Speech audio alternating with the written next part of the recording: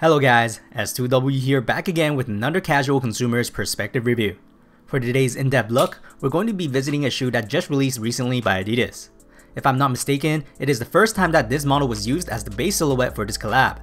It's a follow-up design of the Human Race edition made to celebrate the bright colors of humanity with genre-defying star Pharrell Williams. Today, I have the Adidas Solar Hue Glide ST in the gold colorway here for a review. In this release, a total of 3 colorways dropped for this single model, with the other 2 being a black and also a white color alternative. The pair I have here today is the most colorful one out of the 3, as I personally felt it looked the best in photos. Now, unlike the traditional Human Race versions of the NMD or Human Race Stan Smith that they've been constantly redesigning, it feels nice to finally see another model in their past lineups being utilized now for a potential new hit for their collaborative efforts. Does it live up to the hype of the previous Human Race models though? Let's take a closer look at these sneakers. On this colorway, the first thing that should catch our eyes are the colors. Donning a bold gold, yellow, green, purple, and red shading, most of the colors are so different to each other. Whenever we see a change in the color blocking, we will notice a stitching line weaving the 2 parts together. If we look closely, the perforations on each section of textile has its own unique patternings as well, delivering a subtle distinction that adds more complexity to the sneakers. Essentially, both sides of the shoe try to stay visually parallel to each other besides the gold and yellow pieces, but because the stitching in between those 2 fabric cuts diagonally across the upper rather than straight, we will see more of that midfoot yellow textile on the medial side than the lateral. There is also a little piece of blue fabric sticking out under the eye stay reinforcement vamp on the lateral side, but other than that, the whole shoe looks pretty uniform, along with the red tongue piece and Adidas branding right at the center. At the forefront of the shoe, we will see the iconic Hue branding embroidered near the toe cap, which is always a plus to craftsmanship than a quick adhesive overlay. Now, everything is made out of a breathable mesh upper, so flexibility wise will be there for a more adaptable fit, but stretchability wise is another story, as mesh is usually not elastic and will hold its shape to keep support at least on a minimum. Speaking of support, there really isn't much structural pieces integrated into this shoe. Most of the support will come from the close fitting mesh and the black and white rope laces that will tighten up the sneakers. And in case if you don't like those laces, it does also come with 2 extra rope laces to swap out with, one in the yellow colorway, while the second one is black with 3M reflective detailing.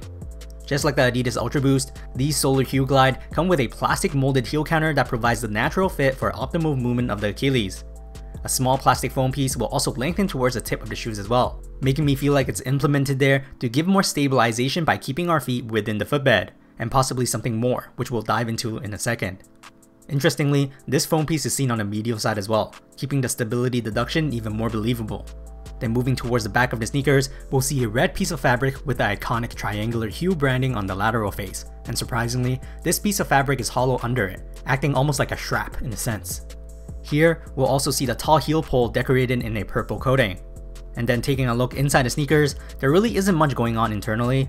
The back isn't really padded and mostly consists of the same mesh seen on the outer layer, so that's really where all the plushness will be provided from. Insole wise, there are removable insoles that come with this shoe, with the surface drenched with a soft fabric and the puffy Boost branding at the hindfoot, whereas if we flip it over, we'll see additional cuts and unique patternings here as well.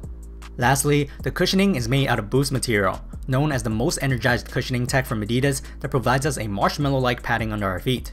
It's hard for me to exactly say this, but from just looking at it, I do believe this Boost tech is full length throughout the bottom. Very likely, the Boost material at the tip of the shoe is hidden underneath the stability foam piece, which makes me believe that it's muting some properties of the Boost cushioning to make it less bouncy for a smoother, sturdy, and well-paced stride. Flipping the sneakers over, we will finally see a popular design as seen on the famous Ultra Boost silhouette. And it's the webbed rubber outsole that can flex naturally with our feet while providing reliable traction against the floor. And it's all thanks to Continental, the same famous brand that makes rubber for car tires. Let's not forget the torsion system on the shoe as well, which further enhances the stability of the shoe by locking the Boost in place and preventing it from overly twisting and turning. Anyways, here are some Adidas Solar Hue Glide ST by Pharrell Williams in the gold colorway fit footage. Sizing wise, I bought these at my true to size and they fitted very tightly.